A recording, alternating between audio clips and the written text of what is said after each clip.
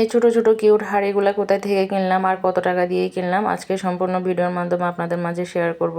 Hello guys, আসসালামু আলাইকুম সবাইকে। এগুলো আসলে অনলাইন থেকে কিনতে গেলে 200 টাকা করে রাখে, অনেক সময় 180 টাকাও করে রাখে, আর তাছাড়া দোকানেও 200 টাকা করে সেল করে।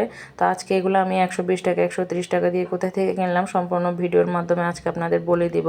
সেদিন আসলে আমাদের কিছু কাজ ছিল, তাই সকাল সকাল একটা সিএনজি নিয়ে বের হয়ে গেলাম। মাশাআল্লাহ বাইরে ওয়েদারটাও অনেক সুন্দর ছিল। তো এখন এই যে আমরা সিএনজি নিয়ে আমরা আমাদের গন্তব্যে রওনা দিলাম। এখানে আসলাম আমাদের যে চট্টগ্রাম আগ্রাবাদ মা ও শিশু হাসপাতাল, এখানে আসলে কিছু আমাদের চেক আপের প্রয়োজন ছিল, তাই আমরা আমাদের কাজটা সেরে নিলাম। চেক আপগুলো আমাদের প্রায় 1টা থেকে 1:30টার মধ্যে হয়ে গেছে, খুব তাড়াতাড়ি হয়ে গেছে। তো ভাবলাম আরও কিছুক্ষণ সময় আছে হাতে, পাশে একটা পার্ক আছে, এটাতে কিছুক্ষণ ঘোরাফেরা করে নিই। আর যেহেতু বাচ্চা মানুষ একটু ঘোরাফেরা করলে তারাও খুশি হয়ে যায়।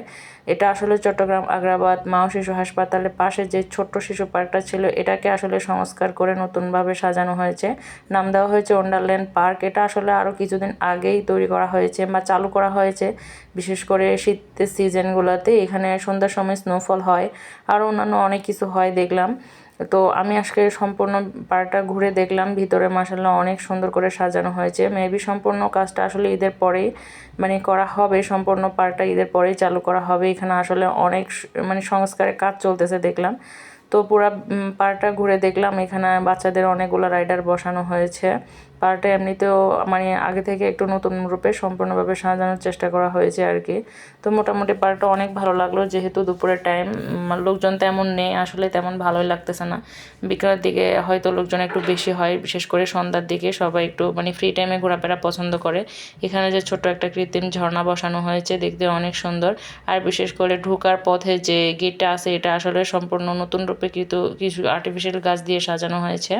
আর এখানে একটা কৃত্রিম ঝর্ণাও বসানো হয়েছে, দেখতে একদম হুবহু ঝর্ণার মতো, তারপরেও দেখতে অনেক সুন্দর। এই যে কিছুক্ষণ ঘোরাফেরা করার পর আমরা এখন পার্কটাকে বের হয়ে যাব। অনেক সময় বিকেলে বাইরে ঘুরতে গেলে দেখা যায় পার্কের পাশে বা মার্কেটের পাশে কিছু ছোট ছোট হকার বসে ভ্যান গাড়িতে করে, ওখান থেকে আসলে খুব কম দামে খুব সুন্দর সুন্দর জিনিস পাওয়া যায়।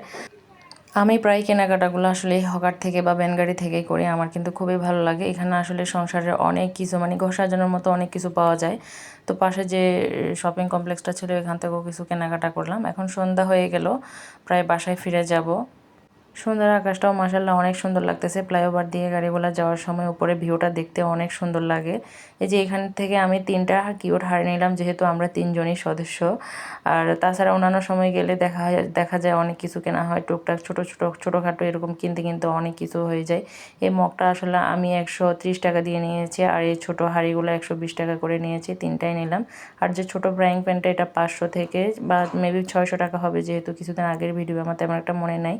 এখানে একটা স্টিলের প্লেটও নিয়ে নিলাম, বাচ্চাদের জন্য এগুলো কিন্তু অনেক সুবিধা হয়। তো ভিডিওটা যদি ভালো লাগে অবশ্যই লাইক কমেন্ট শেয়ার করে পাশে থাকবেন। আল্লাহ হাফেজ, টাটা।